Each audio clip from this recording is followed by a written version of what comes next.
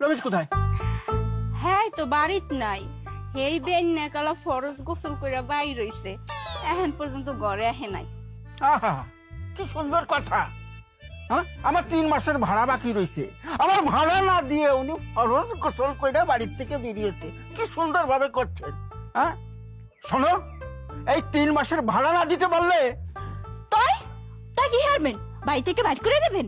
দেন, বাড়ি থেকে বাইর করে দেন।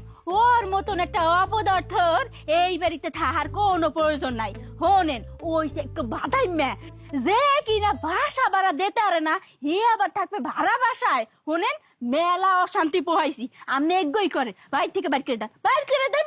না, দেখো আমি এত বোকা নয়, তোমাকে এই বাড়ি থেকে বের করে দেব আর আমার বাড়ি ভাড়া পাবো না সেই কাজটা আমি করবো না। এই দেখো, তোমার বাড়ির ভিতরে মাত্র 2000 টাকার জিনিস আছে, তোমাকে যদি এখন বাড়ি থেকে বের করে দিই তাহলে তো আমার ভাড়া উসুল হবে না।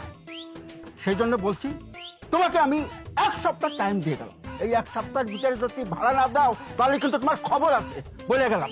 হ্যাঁ,